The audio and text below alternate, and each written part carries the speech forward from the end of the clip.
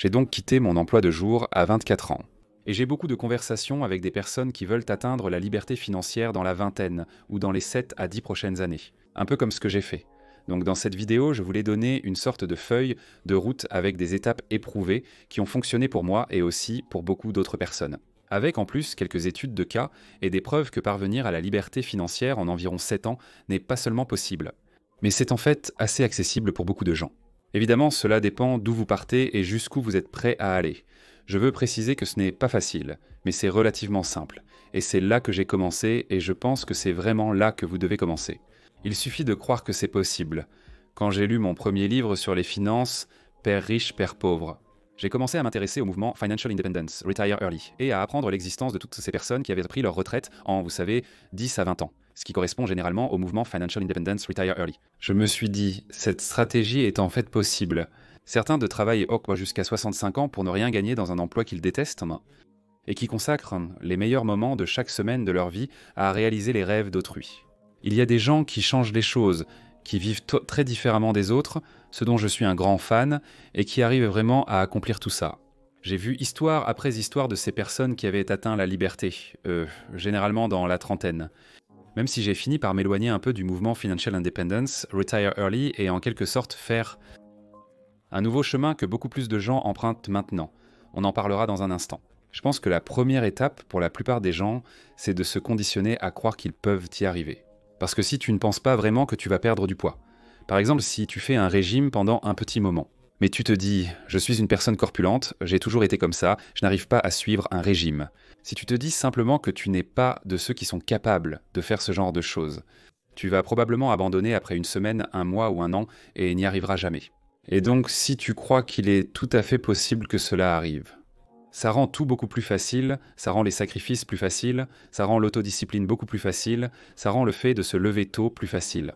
Croire en sa capacité d'atteindre un objectif facilite sa réalisation et motive à faire le nécessaire pour y parvenir.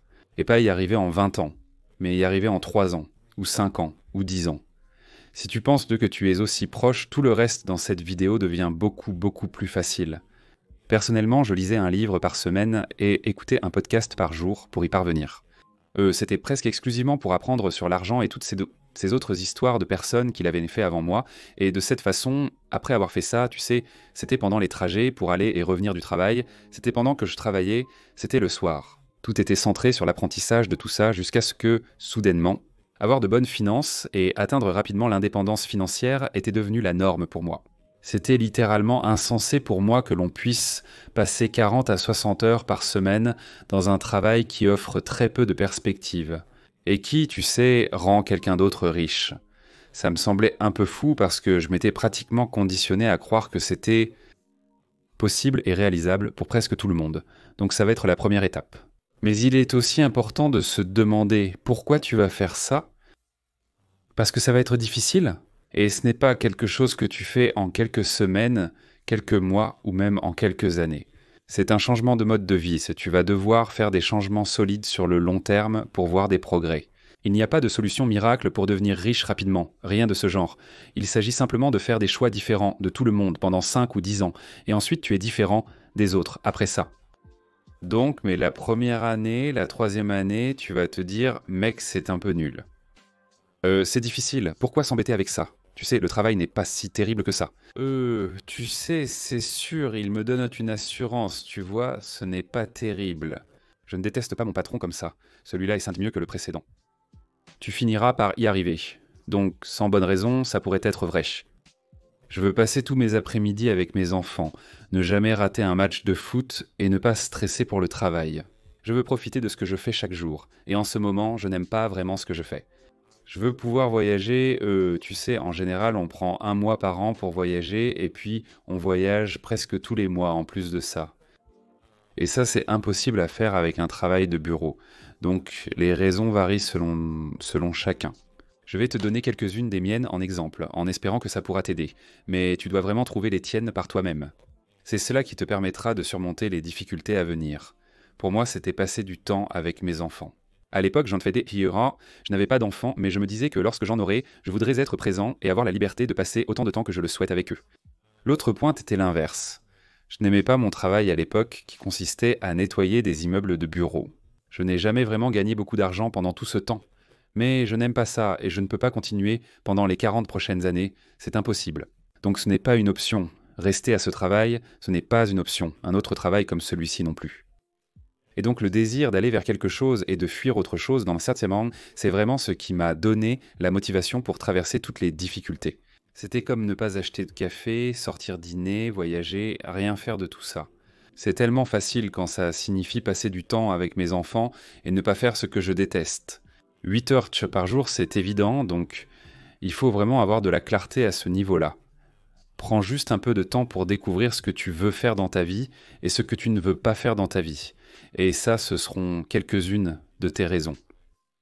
En plus de croire en la possibilité, tu auras une raison de le faire. Ce que je trouve le plus excitant, c'est la prochaine chose. Et ça va te donner un peu de motivation, c'est de trouver ton chiffre de liberté. Le mouvement Financial Independence, Retire Early Extreme pour beaucoup, contraste avec la situation de la plupart des gens qui travaillent aux 40 ans sans épargne à la fin, comme l'américain moyen. Ce n'est vraiment pas amusant, c'est super pour certaines personnes, mais ce n'est pas mon truc. Ensuite, on a le mouvement Financial Independence, Retire Early. Donc le mouvement Financial Independence, Retire Early dit que si tu peux économiser 25 fois tes dépenses annuelles, alors tu peux vivre des intérêts de cet argent pour toujours. Donc pour vivre avec 40 000 par an, il faut compter environ 1 million à 1 200 000. Cet argent te rapportera 40 000 par an, une somme que tu peux retirer annuellement sans jamais être à court, selon le mouvement Financial Independence, Retire Early. Je ne gagnais pas d'argent, j'avais un revenu moyen, donc c'était correct pour quelqu'un au début de la vingtaine, mais ce n'était jamais beaucoup d'argent. Pas de chiffre à 6-0, rien de tel. C'était avant l'essor de YouTube ou de toute autre plateforme similaire. Donc je me suis dit, bon, même si j'économise 100% de mon revenu, il me faudra 20 ans avant d'économiser 1 million de dollars. Donc ça n'allait pas se produire si mon but était d'éviter quelque chose que je déteste et d'avoir aussi beaucoup de liberté. Passer 20 ans, c'est tout aussi fou que de passer 40 ans juste pour pouvoir profiter de sa vie. Après avoir écarté le mouvement Financial Independence, Retire Early, j'ai réalisé que ça ne fonctionnerait pas pour moi. Bien que ce soit mieux que de travailler 40 ans, c'est pire que ce que je vais partager. Tu dois donc trouver ton chiffre de liberté. Donc, le chiffre de liberté, c'est changer un peu toute l'idée des finances. La retraite classique est comme la voie lente comparée à la Fast Lanes du millionnaire ou au mouvement FIRE. Si tu n'as pas lu ce livre, il est vraiment bien. Ils aspirent tous à une vie où, une fois arrivés à destination, ils peuvent profiter de leur liberté, prendre leur retraite, se promener sur la plage et vivre au coucher du soleil. Même si les statistiques montrent que les retraités sont plus susceptibles de mourir, vous ne voulez pas prendre votre retraite. C'est horrible, comme idée de toute façon. Petite parenthèse, j'ai en fait atteint la semi-retraite et je l'ai appris à mes dépens. J'ai pris du temps libre, joué aux jeux vidéo, je suis devenu déprimé et j'ai commencé à faire des choses que j'aime, c'est pour ça que je fais des vidéos YouTube. Donc si la retraite n'est plus l'objectif, ça rend en fait l'atteinte de la liberté énormément plus facile. Énormément plus facile. Maintenant, laissez-moi vous expliquer pourquoi.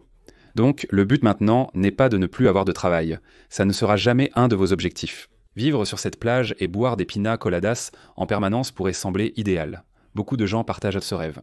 Les personnes qui sont assez motivées pour y arriver tôt deviennent super déprimées une fois qu'elles y sont. Je connais quelqu'un qui a littéralement vendu son entreprise pour plus de 100 millions de dollars. En quelques mois, il cherchait déjà autre chose à faire. Il n'aura plus besoin d'argent à vie, mais il doit sentir qu'il crée et construit quelque chose. Quelle que soit votre opinion, la motivation seule ne suffit pas pour atteindre le bonheur. Donc, si c'est le cas et qu'on ne cherche plus le million, 2 millions, la somme ultime, tu sais, cette liberté de ne plus jamais avoir à travailler un seul jour.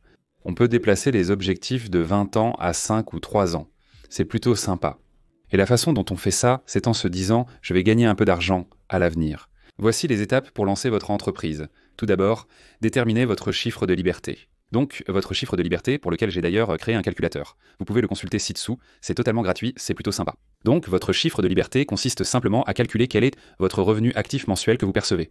Donc, vous allez à votre travail quotidien, vous avez cela. Quel est votre revenu passif mensuel ou semi-passif ? Ce sont des choses pour lesquelles vous pouvez travailler seulement quelques heures par semaine pour les maintenir, ou alors c'est vraiment passif, ce qui est très rare. En somme, ce sont les choses qui génèrent des revenus réguliers sans nécessiter beaucoup de travail. Et ensuite, il y a vos dépenses. Si vous dépensez 5 000 $ par mois, c'est un objectif clair et concret. Si vous trouvez une ou plusieurs activités que vous aimez et qui rapportent 5 000 par mois, vous serez en bonne voie. Au lieu de nécessiter 1 200 000 € pour démissionner. Vous pouvez maintenant construire, au cours des prochaines années, des choses qui vous donneront la liberté avec ce chiffre de liberté. Maintenant, la plupart d'entre nous pourraient se dire « D'accord, c'est super, mais je n'ai aucun moyen de gagner 5 000 $ par mois. » et je n'ai aucune compétence à part celle que j'utilise dans mon travail principal, et ce n'est même pas possible. C'est comme, d'accord, merci, mais ça n'aide pas. Eh bien, c'est pour ça que, premièrement, vous devez réduire vos dépenses autant que possible, et deuxièmement, vous devez commencer quelque chose de scalable. Pour commencer, il faut réduire les dépenses au strict minimum, logement, transport, nourriture et éventuellement assurance. Votre chiffre de liberté doit juste vous permettre de vivre. Pour vivre, vous n'avez pas besoin de Starbucks, d'achat sur Amazon ou de voyager. Seuls les besoins essentiels de base sont vraiment nécessaires. Si vous pouvez commencer à éliminer beaucoup de ces choses, ce qui peut prendre du temps, vous pourriez passer par exemple de 8 000 à 4 000 $ par mois. Le temps nécessaire pour créer des sources de revenus et atteindre 4 000 $ au lieu de 8 000 $ peut représenter des années de différence dans votre vie. C'est pour ça que j'aime ce chiffre de liberté et que j'essaye de le rendre aussi bas que possible. C'est super important. Et vous savez, avant même d'aborder la partie où on gagne de l'argent. Et tout ça se passe en fait en même temps. Ce n'est pas comme étape 1, étape 2, étape 3, étape 4. C'est comme si cela prenait des années avant de commencer à voir des résultats. C'est comme les intérêts composés, où vous travaillez beaucoup, encore et toujours. Soudain, bam, vous commencez à voir les résultats rapidement. Pour moi, c'était un peu comme ça. Pendant les 3 premières années, quand ma journée sur YouTube, je prenais mon temps, j'ai perdu de l'argent. Ensuite, les temps, j'ai commencé à en gagner et ça s'est accumulé plus rapidement. Et c'est pareil avec l'immobilier. Pendant les 4 premières années, j'ai travaillé à temps plein, économisant chaque dollar possible. Ensuite, j'ai acquis mon premier bien locatif. Et puis, un énorme changement est arrivé dans ma vie. Très bien, parlons un instant d'économiser de l'argent, ce qui réduit ce chiffre de liberté et rend tout dans votre vie beaucoup plus facile. J'ai acheté un bien locatif à 22 ans. C'était un immeuble de 3 appartements. J'ai pu l'obtenir avec seulement 3,5% d'apport. Un prêt Federal Housing Administration accessible à tous aux États-Unis à condition d'être primo-accédant et de vivre dans la maison. Bien que j'ai pu le faire 2 fois, c'est en réalité un peu plus compliqué. Cela m'a permis de vivre dans une unité et de louer les 2 autres, me permettant de vivre sans frais. La plupart des gens dépensent 30% de leur budget pour le logement. Moi, je vis gratuitement et n'ai aucune dépense de logement. Et quand j'ai pu refaire ça, en fait, on me payait pour vivre dans ma maison. Peut-être que ce n'était pas l'idéal, peut-être qu'il y avait des trous de balles dans ma poubelle. J'étais un peu effrayé de sortir dehors. Seul, tu sais, peu importe. Mais ce qui était cool là-dedans, c'est que je savais que je n'étais pas là pour longtemps. Je savais que j'étais dans ces maisons un peu douteuses que je rénovais. J'essayais de les rendre agréables pour que les locataires puissent y vivre. Je consacrais mes soirées et week-ends à rénover l'endroit pour le rendre agréable. Mais je savais que ce n'était que pour environ 3 ans avant de pouvoir prendre les revenus de ces maisons et enfin m'offrir la maison de mes rêves. Nous sommes dans une situation similaire actuellement. Rappelez-vous que les sacrifices que vous ferez, particulièrement au début, seront de courte durée, seulement pour 3 à 5 ans. Vous pourrez alors ralentir le rythme, profiter plus de la vie, voyager davantage et faire toutes ces choses plus souvent. Mais si vous êtes prêt à accumuler tous les sacrifices et à les faire dès le début, alors vous pourrez avoir assez d'argent et de liberté pour vraiment progresser dans votre vie. Contrairement à ceux qui ne sont pas prêts à faire des sacrifices, vivre dans un appartement délabré, le rénover, prendre de gros risques et faire ce dont nous allons discuter. Ces personnes restant à un niveau plus confortable, mais y demeurent pendant 40 ans. L'idée est de passer d'un inconfort extrême à une liberté extrême sans nécessairement aller aussi loin que moi. Mais ça aide quand même. Donc pour rester sur la partie économie d'argent un instant, le logement est la plus grosse dépense pour la plupart des gens. Donc je commencerai à chercher des moyens de réduire cela, que ce soit en déménageant. Bien sûr, ce sera plus difficile avec une famille et une maison, mais si tu es vraiment déterminé à être présent pour eux, tu peux envisager de vendre et de déménager dans un logement plus petit et moins cher. Parce que tu réalises encore une fois que c'est pendant quelques années que tu peux faire de grands changements. Peut-être que tu te débarrasses d'une voiture récente et que tu conduis une vieille bagnole, une Honda CR-V à 5 000 $ comme moi, ou une Honda Civic comme moi, même si je ne pouvais pas m'asseoir, droit dedans. Tu ne sors pas dîner, tu prépares tes repas à la maison en lot. C'est une des raisons pour lesquelles je ne mange plus de poulet, car pendant 3 ans, on a mangé des blancs de poulet, la forme de protéine la moins chère. Tous les jours, c'était notre seule nourriture. On n'achetait jamais de viande rouge, jamais de poisson, tout était toujours le moins cher possible. Et maintenant, j'ai du mal à manger du poulet. Néanmoins, on a fait de belles économies sur la nourriture. J'ai réalisé que notre seuil de liberté était très bas. Ainsi, j'ai pu quitter mon travail à 24 ans avec moins de 50 000 $ d'économie. Parce que j'ai fait beaucoup de ces sacrifices, ce qui a rendu ce chiffre si bas que je n'avais besoin de gagner qu'environ 20 000 $ par an pour survivre. Et j'avais quelques compétences qui me permettaient de faire ça en travaillant 10 à 20 heures par semaine, et encore une fois, même ça, ce n'était que temporaire. Il est important de noter qu'en général, on peut avoir le confort ou la liberté, mais il est très difficile d'avoir les deux en même temps. Et c'est pourquoi vous devriez vraiment vous engager à apprendre et vraiment voir à quel point vous êtes proche et à quel point vous pouvez vous rapprocher de la liberté. Donc, pendant tout ce temps, commencez par croire que c'est possible. Apprenez tout ce que vous pouvez sur les finances. Vous réduisez vos dépenses. Il m'a fallu environ 4 ans pour obtenir cette première location. J'avais un objectif précis en tête. Une fois que j'aurais fait cela, j'aurais un taux d'épargne de 30%. Ça allait changer ma vie, ce qui a été le cas. Vous commencez à progresser sur tout ça et à apprendre. Et en même temps, vous pensez aussi à un petit boulot à côté, pas ordinaire. Vous ne gagnerez probablement pas d'argent au début, ce qui n'est sans doute pas ce que vous voulez entendre. Mais il existe 2 types de petits boulots à côté, dont vous en aurez un. On regarde par exemple Uber Eats, où vous sortez, vous livrez de la nourriture, ou peu importe ce qu'ils font sur Uber Eats, et vous êtes payé 20 €. Vous êtes payé instantanément, vous y allez, vous rendez un service, et vous recevez de l'argent. Maintenant, le problème avec n'importe quel type de petit boulot, de deuxième emploi, ou quoi que ce soit de ce genre, c'est que vous ne pourrez jamais gagner plus d'argent qu'en échangeant votre temps contre de l'argent.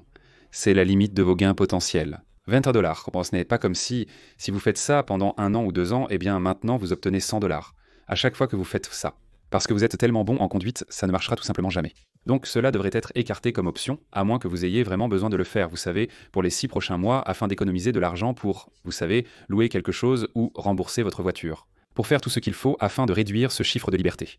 Mais cela ne devrait jamais être l'objectif. Et ça ne devrait pas non plus l'être lorsqu'il s'agit de lancer une entreprise, un projet annexe ou quoi que ce soit de ce genre. Cela ne devrait jamais être quelque chose qui a une limite ou qui vous oblige à constamment échanger votre temps contre de l'argent. La plupart des choses maintenant seront affectées dans une certaine mesure, mais vous comprenez l'idée générale. Donc ce sur quoi vous devriez vous concentrer, c'est quelque chose qui est évolutif. Quand je m'en suis rendu compte pour la première fois, c'était une révélation. L'effet des intérêts composés s'applique aussi au travail en général.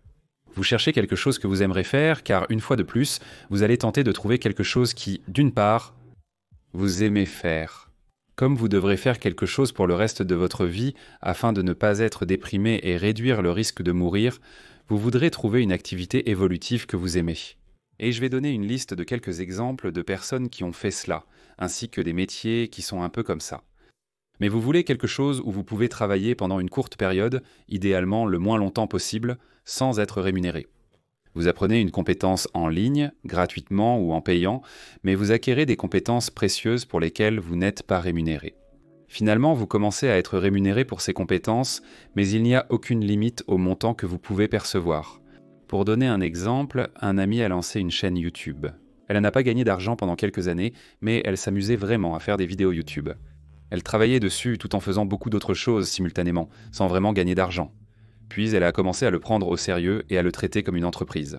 Après avoir étudié la monétisation pendant des années et appris de nouvelles stratégies, elle a commencé à vraiment gagner de l'argent. Et en fait, le mois dernier, elle a gagné 2 500 $ en parrainage et 1 300 $ de commission, alors qu'elle ne gagnait rien l'année dernière. Donc c'était énormément de travail au début, puis soudainement, ses revenus ont commencé à exploser. Donc ça fait un total de 3 800. Et à présent, avec de nouvelles compétences qu'elle acquiert. Elle est en fait proche de 5 à 6 000 $ pour ce mois-ci. J'essaie de l'aider à évoluer et trouver de nouvelles façons de monétiser. Je pense qu'elle atteindra environ 10 000 d'ici fin d'année, contre 0 l'an dernier. C'est cette idée de travailler, d'apprendre une compétence précieuse pendant plusieurs années, sans être rémunéré. Et puis, finalement, si tu continues vraiment à travailler cette même compétence et que tu deviens très bon, tu commenceras à gagner de l'argent. Si c'est quelque chose qui peut être développé à grande échelle. Je connais aussi des gens qui font de la rédaction publicitaire, après avoir suivi quelques cours ou l'avoir pratiqué pendant des années. Ils sont vraiment passionnés par ça, ils aiment le faire, ils ont lu plein de livres et ils ont commencé à gagner quelques milliers de dollars par mois en faisant ça après des années à ne rien gagner. Et avec quelque chose comme la rédaction publicitaire, tu peux gagner entre 3 et 5 000 $ par personne pour qui tu écris des emails. Et tu pourrais penser que c'est un peu fou, mais si tu peux écrire des emails, des pages de vente ou n'importe quel post sur les réseaux sociaux, pour des gens à qui tu peux simplement doubler ou tripler le montant d'argent qu'ils te paient, alors ça n'a aucun sens pour eux de ne pas te payer ça. Donc si tu as quelques personnes qui te paient, 3 000 $ par mois, maintenant tu as la liberté de travailler, tu vois. 20 heures par semaine à faire quelque chose que tu aimes parce que tu as travaillé 20 heures par semaine pendant 2 ans. À faire gratuitement quelque chose que tu aimes. Commence par te demander ce que tu aimes faire et ce que tu voudrais faire dans les 3, 5, 10 ou 20 prochaines années, qui te donnerait le sentiment d'avoir un impact et de t'épanouir. C'est stimulant, il y a de la place pour progresser et c'est évolutif, donc tu es payé en fonction de ton niveau de compétence et de tes résultats. N'allons pas quelque part juste pour gagner de l'argent, Créons quelque chose. Si tu deviens vraiment compétent dans ce domaine, tu pourras gagner de plus en plus d'argent en accomplissant la même charge de travail. J'ajouterai aussi un autre objectif personnel. La liberté, voyager, être chez soi, etc. Ce type de tâche peut être réalisé depuis un ordinateur portable. Cela peut donc exclure de nombreuses entreprises, selon le type de personne que tu es. Mais j'avais un autre ami qui voulait atteindre la liberté rapidement et faire beaucoup de choses dont je parle. Mais couper les cheveux, c'était son truc désormais. Le problème avec ça, c'est que même si tu peux gagner beaucoup d'argent en coupant les cheveux, tu ne peux pas vraiment externaliser cette compétence. Ce que je veux dire, c'est qu'il peut travailler 8 heures par jour et gagner 500 $ ou peu importe combien, ce qui est incroyable. Néanmoins, son unique moyen de subsistance reste la coiffure. Et s'il commence à sous-traiter et à embaucher plus de personnes, eh bien maintenant il gère d'autres personnes et il n'exerce plus la compétence qu'il aime. Un problème courant chez les propriétaires d'entreprises est qu'en sous-traitant et en se développant, ils ne font plus ce qu'ils aiment. Ils finissent donc par détester leur travail, qui devient une source de stress et de malheur. Ils ne font plus ce qu'ils aiment et dans quoi ils excellent, ce qui les empêche de s'épanouir. Ta compétence principale est de gérer beaucoup de personnes, ce qui n'est peut-être pas ce que tu souhaites faire, à moins que ce soit le cas, alors tant mieux pour toi. Mais certaines choses gantant, comme la coiffure, ne peuvent pas être faites en voyageant. Par exemple, nous avons récemment pris 1 mois pour voyager en Europe. J'ai pu travailler quelques heures par jour, faire des vidéos, lire, apprendre et étudier. Ça m'a donné l'impression d'être productif. Et je passais un super moment. J'avais du temps pour travailler, où je pouvais être au calme, seul, et faire tout ça, et j'avais aussi du temps pour voyager et faire ce qu'on voulait. Je pouvais toujours gagner de l'argent et revenir avec plus qu'au départ. Incroyable. Tu ne peux pas faire ça quand tu coupes des cheveux, quand tu tondes des pelouses, quand tu fais des choses qui nécessitent physiquement ta présence. Tu sais, peut-être que ce serait bien pour moi de vraiment, partir en voyage sans penser au travail. Mais encore une fois, c'est quelque chose que j'aime faire, donc j'ai envie de le faire. Je ne veux pas prendre 1 mois sans rien faire, je veux faire quelque chose chaque jour. C'est ce qui me rend heureux. Encore une fois, essaie de trouver quelque chose que tu peux faire depuis un ordinateur portable, ou au moins à distance. Et puis quelque chose qui met en avant tes points forts et évite tes faiblesses. C'est une leçon que j'ai tirée de la semaine de 4 heures.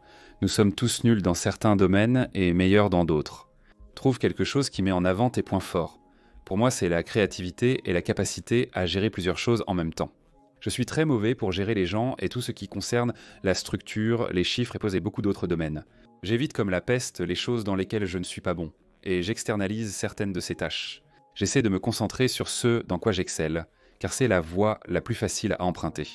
Donc encore une fois, prenez un peu de temps et réfléchissez non seulement à ces choses de rêve que vous aimeriez faire, mais aussi à ce dans quoi vous êtes naturellement doué. Si vous êtes naturellement doué pour travailler avec les gens et que vous êtes un leader, un métier de solopreneur ne sera peut-être pas idéal pour vous. Parce qu'au bout d'un moment, vous allez finir par vous sentir vraiment seul et vous ennuyer ou quelque chose comme ça. Donc c'est juste quelque chose à garder en tête. Et maintenant, avant de passer à une liste d'idées de ce que vous pourriez faire, je pense aussi qu'il est important de parler de ce que vous ne devriez pas faire. Pendant ces 3 ans, je me suis débarrassé de ma télé, nous ne la regardions pas. Je me suis débarrassé de mes jeux vidéo, j'ai arrêté d'écouter de la musique, je ne regardais aucune série télé, je ne passais vraiment pas de temps sur mon téléphone. À part écouter des podcasts sur Audible, je travaillais toute la journée, je me réveillais, je faisais YouTube le matin, puis j'allais à mon travail l'après-midi et le soir, et ensuite la nuit et les week-ends, où dès que je le pouvais, je travaillais aussi sur la rénovation de l'appartement dans lequel j'étais. Donc en gros, j'ai sacrifié presque tout pendant 3 ans et honnêtement, c'était assez difficile.